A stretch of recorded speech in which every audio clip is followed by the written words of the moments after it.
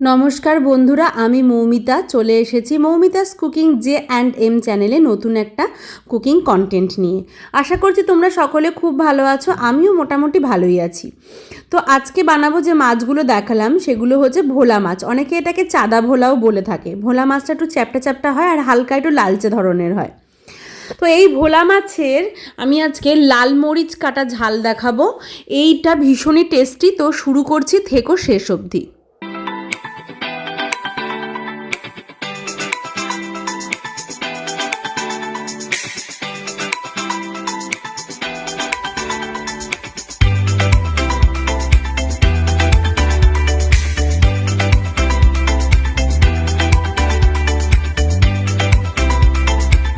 ভোলা মাছ নিয়ে নিয়েছি, অনেকে এটাকে চাঁদা ভোলাও বলে থাকে। ভোলা মাছটা চ্যাপ্টা প্রকৃতির হবে, তোমরা দেখতে পাচ্ছ নিশ্চয়ই ঘাড়ের দিকটা আর লেজের সামনেটা একটু পিঙ্কিশ কালার হবে। এর থেকেও কিন্তু বেশি অরেঞ্জ টাইপের একটা লাল টাইপের ভোলা পাওয়া যায়, সেটাও আমি খেতে ভালোবাসি।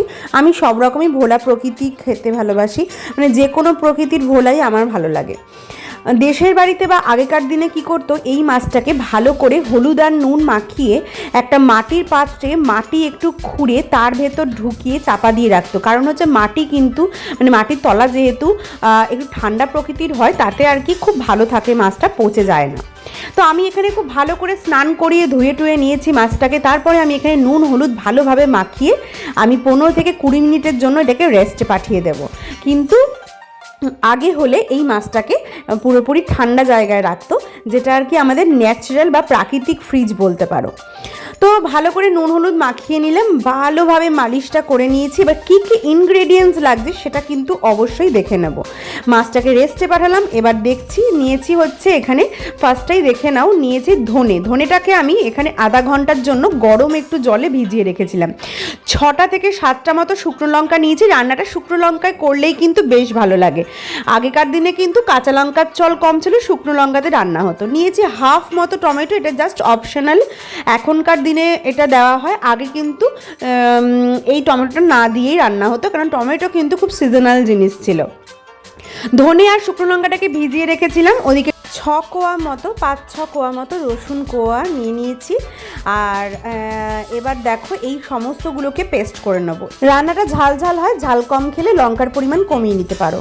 একটা প্যান নিলাম, এইবার আমি এখানে তেল গরম করে নিলাম। সর্ষের তেলটা ভালো করে গরম হতে দিলেই আমি এবার একে একে মাছগুলো এর মধ্যে দিয়ে দেব আর এপিট ওপিট করে হালকা করে ভেজে নেব। এক পিঠটা হয়ে গেলেই অন্য পিঠটা আমি উল্টে নিলাম। তোমরা ঝাল কম খেলে এটার মধ্যে ঝাল তোমরা কম দিতে পারো, লাল রঙের জন্য কাশ্মীরি লঙ্কা গুঁড়ো দিয়ে এটা করতে পারো। আর যদি তোমরা ঝালটা মোটামুটি খাও আমার মতো, তাহলে তোমরা ঝাল আমার মতোই দিতে পারো। এখানে শুকনো লঙ্কা কাঁচা লঙ্কা দুটোই মাস্ট। তোমরা চাইলে শুকনো লঙ্কাটা ফ্লেভারের জন্য দুটো, আর না খেতে পারলে পাকা পাকা লাল লঙ্কা দিতে পারো। ওই সমস্ত ইনগ্রেডিয়েন্টস যেগুলো প্রথমেই দেখালাম সেগুলোকে পেস্ট করে নিয়েছিলাম। মাছগুলো ভেজে তুলে নেওয়ার পরে এখানে কাঁচা লঙ্কা কালো জিরে ফোড়ন দিয়েই সমস্ত মশলা দিলাম, তারপরে দিলাম হলুদ, তারপরে দিলাম লঙ্কার গুঁড়ো, সব দিয়ে খুব ভালো করে নেড়েচেড়ে মশলাটা কষিয়ে নেব। স্বাদ মতো লবণও এর মধ্যে দিয়ে দিলাম, মানে নুন দিলাম, দিয়ে এবার নেড়ে চেড়ে কষিয়ে নিচ্ছি। গ্যাসের ফ্লেমটা কিন্তু অবশ্যই মিডিয়াম হাইতে রাখবো। প্রথমে মশলাটা ভালো করে নেড়ে চেড়ে একটুখানি তেলটা ছাড়তে শুরু করলেই তারপরে গ্যাসের ফ্লেমটা লো করে দেবো। প্রথমে আগে গ্যাসের ফ্লেমটা মিডিয়ামে রেখে কাঁচা গন্ধটা যাওয়ার জন্য অপেক্ষা করব।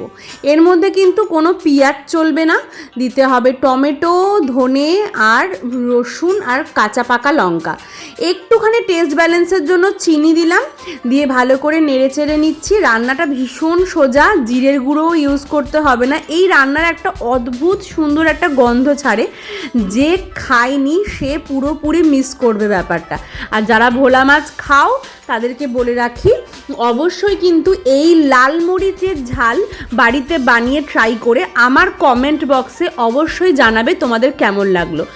মশলা ধোয়া জলটাও সামান্য একটু দিলাম, দিয়ে গ্যাসের ফ্লেমটা একদম লো করে দিয়েছিলাম। তেলটা একটু ছেড়ে আসতেই আমি একে একে মাছগুলো দিয়ে দিচ্ছি। তোমরা নিশ্চয়ই বুঝতে পারছো রান্নাটা কতটা সোজা। ওপরে কুচি করা ধনেপাতা বেশ সুন্দর করে ছড়িয়ে দিলাম, দেওয়ার পরে হালকা একটু নেড়ে নেব যাতে ধনেপাতার মানে ফ্লেভারটাও ভালোভাবে যায়, আর মাছগুলোর গায়ে যেন মশলাটা ভালো করে এপিট ওপিট লাগে, তাই জন্য মাছগুলো উল্টে পাল্টে দিলাম, দিয়ে ঢাকনা দিয়ে ঢেকে দেব মোটামুটি 10 থেকে 12 মিনিটের জন্য। এখনও অবধি যারা আমার চ্যানেলটা সাবস্ক্রাইব করনি তাদেরকে বলে রাখি, আমার চ্যানেলটা সাবস্ক্রাইব করতে কিন্তু একদম ভুলবে না। আছে অনেক টিপস আর ট্রিক্সের সাথে নানান ধরনের দেশের এদেশের রান্না। এইবার দেখো 10-12 মিনিট পরে চলে এসেছি, তেলটা কতটা সুন্দর করে ওপরের দিকে উঠে এসেছে। আমার কিন্তু মাছের ঝাল একদম রেডি হয়ে গেছে। এই লাল মরিচ কাটা ঝাল যে কতটা টেস্টি হয় যে কি বলবো, গরম গরম ভাতের সাথে জমে একদম ক্ষীর হয়ে যায়।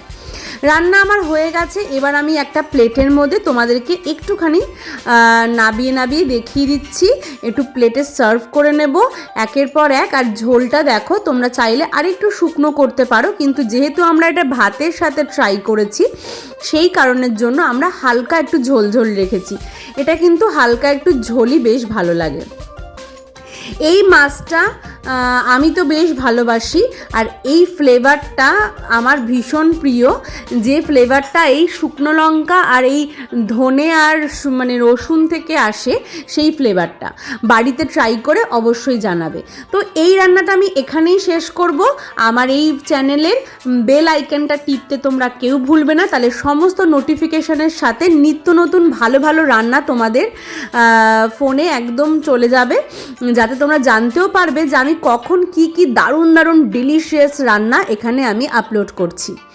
আবার দেখা হবে। সকলে ভালো থেকো, সুস্থ থেকো, সবার আগে সেফ থেকো। সবার জন্য অনেক অনেক ধন্যবাদ যারা আমাকে এতটা ভালোবাসা দিয়েছো। 1 থেকে শুরু করেছিলাম, আজ আমি 750 পার করেছি, শুধুমাত্র তোমাদের সাপোর্ট আর ভালোবাসায়। আবার আসবো নতুন কিছু রান্না নিয়ে। এখন tata, bye, take care, love you all.